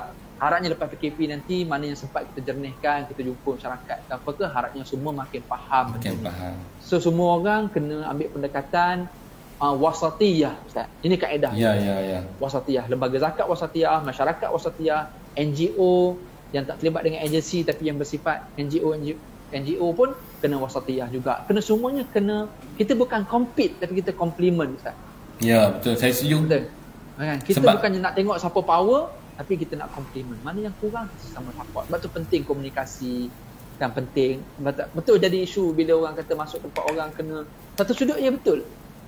Kan tapi taklah betul 100%. Ya, ya. Sebab kadang-kadang kita faham juga bila kita masuk, bila kita bagi tahu pun kadang-kadang dia ada birokrasi. Kita faham Ya, benda tu, ya. itu realiti. Jadi ada orang dia masuk tu pun kita faham. Tapi bila ada wasatiyah, bila ada pertengahan, ada give and take, jadi insya-Allah benda ni akan lebih harmoni. Panjang pula saya bercakap, Ustaz. Terima kasih Ustaz Syarizan di atas perkongsian pada pagi ini. Ini pun salah satu ruangan saya rasa yang Ustaz bagi kepada kami di untuk berkongsi dengan sahabat-sahabat Facebook saya ni. Dan saya rasa saya sebut tadi lah, saling lengkap melengkapi. Saya teringat semalam ketika saya menulis satu artikel, ada satu sahabat daripada agensi dia kritik. Saya pun tengok, saya kata sebuah agensi ni bukan apa. Yang saya terasa tu sebab ketika mana agensi dia dikritik, sebab kita tak lari. Kadang-kadang netizen hentam sekolah, kadang-kadang hentam nurse, kadang-kadang hentam polis, kadang-kadang hentam zakat, kadang-kadang hentam agensi-agensi lah. Ketika mana orang menghentam hospital, kan, yang menghentam tu adalah cikgu hentam hospital, tetapi nurse juga hentam cikgu. Jadi saling menyalahkan di atas satu. Kebetulan ada seorang ni dia hentam, saya pun mesej, saya kata kalaulah waktu agensi dia kena hentam dulu, salah satu agensi ni kena hentam teruk. Saya salah seorang yang sebab dapat call direct dia punya bos daripada KL. Tolong Ustaz, bantu Faisal macam mana nak selesaikan ni sebab melibatkan dengan. Saya kata tak apa, kita bagi step, kita bagi strategi macam mana nak solve. Alhamdulillah bila kita divert isu tu, cool. Saya kata lah, kalau dalam keadaan hampa susah kami tolong, takkan kami susah hampa nak henyak. Sebab itulah ketika mana rakan-rakan di bank, hari ni pun Ustaz Anafil Rakyat bersama dengan kita, orang berbahas isu moratorium, baru ni bahas. Kita kunci mulut. Kita kata bagilah orang bank bercakap yang lebih layak, kan. Mungkin di sana tu ada fault tu, mungkin tu silap-silap tu mungkin kita bantah sebab kita duduk dalam pengurusan. Dan kita rasa kalau kita mengkritik juga zakat, terima zakat duit daripada bank, zakat daripada bank dan sebagainya, bank rakyat, tabung haji, Maybank, kan, bank pembangunan. Kalau jadi di sana kita nak kena seek first to understand, then to be understood. Betul. Kita kena cuba faham tu. Untuk kita memberikan satu kefahaman, kita nak kena cuba faham, buat satu preskripsi, tengok apa penyakit baru kita jawab. Dan kita rasa hari ini perbincangan kita Ustaz bukan terhenti di sinilah. InsyaAllah kalau ada masa ke depan kita tengok isu-isu yang lain untuk kita bincangkan. Kita ucapkan jutaan terima kasihlah kepada rakan-rakan Facebook kita pagi ini. Tak boleh nak sebut seorang satu persatu nama. Sekurang-kurangnya ini orang kata apa, ini saya rasa ni live saya pertama Ustaz dengan secara berforum ni. Dan insyaAllah terima kasih banyak. Ni kira Ustaz rasmi lah, kan. Lagi saya minta Ustaz berdoa sikit, mudah-mudahan live ni diberkati Allah Subhanahu Wa Taala. Yang keduanya saya cuba buat satu lagi ruangan santai, disemakan sebagai gebang inspirasi. Gebang ni bahasa Kedah bercakap, inspirasi. Gebang, cari kawan-kawan kita yang muda yang nak berjaya. Kita nak cuba berkongsi dengan orang macam mana resipi-resipi cari anak-anak muda ni, insya-Allah. Kan? Sebab duduk di rumah Ustaz, kalau duduk rumah duduk saja tidak ada mesyuarat, tapi kalau kita pergi pejabat pun zakat benda yang kecil-kecil paling kurang ada benda terisi sebelum, dan target tu sampai habis PKP lah. Lepas habis PKP kita akan balik bulan ni normal. Mungkin Ustaz boleh doa sikit insya-Allah Ustaz kepada bersama-sama dengan kita pagi ni. Mudah-mudahan doa kita boleh diberkati oleh Allah Subhanahu Wa Taala, insya-Allah. InsyaAllah. Pertama sekali saya pun ucap terima kasih banyak pada Lembaga Zakat ni Kedah, pada Ustaz Faisal sendiri dan semua pengurusan Lembaga Zakat ni Kedah, pada semua rakan-rakan Facebook yang sudi untuk ambil masa pada pagi ini. Dan saya minta maaf banyak-banyak kalau mungkin kata-kata saya tidak sampai maksud benda tu, sebab kita pun faham kelemahan kita nak sampaikan benda lain tapi lain perkataan yang kita keluar, lain pula orang faham. Minta maaf banyak-banyak. Saya pun minta maaf banyak kalau apa mungkin Ustaz Faisal tengah cakap saya masuk tiba-tiba akhirnya tak sampai maksud. Sama saya pun sama. Minta maaf banyak-banyak juga, dan harapnya tujuan kita sama-sama untuk muhasabah diri sendiri, untuk perbaiki diri kita semua. Dan masa yang sama kerja kita saling nasihat menasihati. Ad-dinun nasihah. Agama itu saling nasihat menasihati. So tanpa sangka buruk, tanpa niat jahat, tanpa untuk menjatuhkan orang lain, nak mencari salah orang, apatah lagi na'udzubillah min zalik, itu bukan kerja kita. Sama pula ni bulan Ramadan, bulan yang kita nak harmoni, sama-sama mengaku kelemahan diri, sama-sama nak perbaiki diri, insya-Allah. Jadi mudah-mudahan dengan perkongsian kita semua dapatlah sikit kita sama-sama boleh berkongsi pengalaman, dan juga yang utamanya kita nak berkongsi amalan selepas ni, apa yang kita nak buat sama-sama. Kan? Bukan sekadar kita tahu, tapi lepas ni kita nak buat macam mana kita saling mendokong, sokong, menyokong antara kita semua. Tak kira walaupun kita negeri berlainan, tapi kita sama-sama akan terus sokong, menyokong antara kita semua. So insya-Allah dengan doa di penghujung ini, harapnya Allah sudi dengar dan Allah sudi untuk terima doa-doa permohonan kita. Mudah-mudahan Allah maafkan kita dan Allah ampunkan dosa kita, serta Allah terima amalan-amalan kita sepanjang Ramadan, dan Allah berkati perbincangan kita dengan cara Allah jernihkan dan Allah selesaikan masalah-masalah yang ada dekat sekeliling kita, insya-Allah. Mudah-mudahan. A'udzubillahi minasyaitonirrajim. Bismillahirrahmanirrahim. Alhamdulillahirabbil alamin. Wassalatu wassalamu ala rasulil amin, sayyidina Muhammad wa ala alihi wa sahbihi ajma'in. Allahumma barik lana fi Ramadan wa a'inna 'ala as-siyami wal qiyam wa ghaddil basar wa hifzil lisani wa tilawatil Qur'an. Allahumma inna nas'aluka ridhaka wal jannah wa na'udzubika min sakhatika wan nar. Allahumma innaka 'afuwun tuhibbul 'afwa fa'fu 'anna. Allahumma rabbana ighfir lana dhunubana wa li abaina wa li ummahatina ma qaddamna wa ma akharna wa ma asrarna wa ma a'lanna wa ma asrafna wa ma anta a'lamu bihi minna. Antal muqaddimu wa antal muakhiru, la ilaha illa anta. Allahumma ya Allah ya Rahman Rahim, sesungguhnya Engkau berikan Ramadan kepada kami ya Allah, kerana Engkau ingin menghapuskan dosa kami ya Allah. Kami mengaku kami banyak dosa ya Allah. Kami yang bercakap ini, kami lebih banyak dosa daripada orang yang melihat dan mendengar ya Allah. Kau ampunkanlah dosa-dosa kami ya Allah.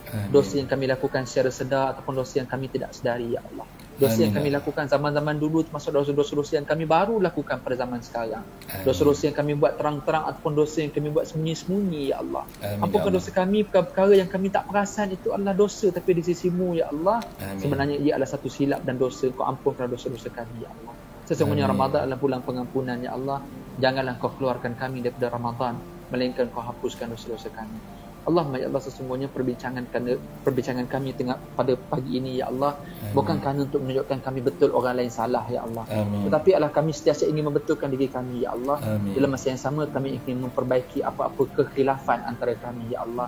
Mana yang salah faham antara kami berharap ya Allah, dengan usaha yang mudah ini, usaha yang kecil ini ya Allah, harapnya Kau boleh jernihkan serta Kau murnikanlah masyarakat kami ya Allah. Satukanlah hati-hati kami di kalangan warga Muslim ya Allah. Kau jadikanlah Ramadan ini sebagai lambang penyatuan kami ya Allah. Bagaimana Kau memberikan kami Ramadan yang satu, Allah yang satu, ibadat yang satu ya Allah. Maka Kau satukanlah hati-hati kami ya Allah. Jauhkanlah sebarang buruk sangka, jauhkanlah daripada sifat mazmumah yang ada dalam diri kami ya Allah. Ya Allah, Kau jadikanlah kepada warga-warga yang Kau uji dengan kemiskinan ini ya Allah, tapi Kau berikan kekayaan pada jiwa mereka ya Allah. Kau jadikan juga orang-orang kaya di kalangan kami ya Allah, bukan sekadar kaya dari sudut harta, Kau berikanlah juga kekayaan dari sudut jiwa kami sendiri ya Allah. Kau jadikanlah kami di kalangan hamba yang bersyukur ya Allah terhadap apa sahaja yang Kau berikan kepada kami. Jadikanlah kami satu sikap yang qanaah, merasa cukup dengan apa yang ada ya Allah. Sesungguhnya Engkau tidak menjadikan kami fakir ya Allah. Sesungguhnya bila Engkau memberikan kami hidup, maka Kau memberikan rezeki kepada kami. Sebenarnya Engkau telah cukupkan kami, cuma kami yang rasa kami tidak cukup ya Allah. Amin ya Allah. Oleh itu ya Allah ya Rahman Rahim, berikanlah hati kami sentiasa tenang, tentram dengan apa yang Kau berikan kepada kami. Seandainya Kau beri lebih kepada kami, Kau jadikanlah kelebihan itu menjadi jalan kami untuk membantu orang-orang yang kurang ya Allah. Seandainya Kau memberikan kekurangan kepada kami ya Allah, janganlah Kau jadikan kekurangan ini menjadikan kami kufur kepadamu ya Allah. Allahumma ya Allah ya Rahman ya Rahim, Kau himpunkan kami dalam pertemuan ini dengan himpunan yang penuh keberkatan ya Allah. Serta Kau pisahkan kami selepas ini, kami berpisah selepas ini ya Allah. Kau peliharalah kami dalam kehidupan kami selepas ini ya Allah. Allahumma rabbana innana amanna faghfir lana dhunubana wa qina adzabannar. Wa sallallahu ala sayyidina Muhammad wa ala alihi wa sahbihi ajma'in. Walhamdulillahi rabbil alamin. Terima kasih kepada Ustaz, terima kasih kepada rakan-rakan Facebook kita yang saya tak nak sebut seorang-seorang sebab ramai di sini yang mungkin kalau sebut seorang kecil hati yang memberi komen dan sebagainya. InsyaAllah saya akan pasang buat akhirnya sebelum menutup tirai kita bacaan surah Al-Fatihah daripada Ustaz Syarizan kita dalam salat tarawih yang lepas lah. Untuk Masya Allah. bagi yang belum mengenali Ustaz Syarizal, mungkin baru perbincang kita pada pagi ini, Ustaz Syarizal merupakan mentor imam muda, personality TV, sering di dalam ceramah dan sebagainya lah. Mungkin tuan-tuan boleh follow Ustaz di Facebook Ustaz Syahrizan At-Turabi. Ustaz Syahrizan At-Turabi, Syahrizan Daud At-Turabi di sana. Dan insya-Allah sama-sama kita dengar bacaan surah Al-Fatihah daripada Ustaz Syarizan insya-Allah. Allahu Akbar.